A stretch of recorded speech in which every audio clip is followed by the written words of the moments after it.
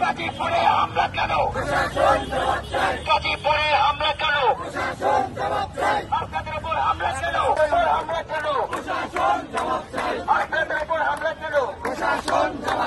গাজীপুরে হামলা কেন? গাজীপুরে হামলা কেন? একটা একটা লিগ কর, একটা একটা লিগ কর, একটা একটা লিগ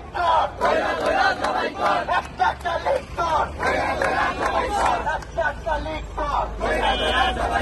আওয়ামী লীগের ঠিকানা এই বাংলায় হবে না, যুবলীগের ঠিকানা এই বাংলায় হবে না, ছাত্রলীগের ঠিকানা এই বাংলায় হবে না।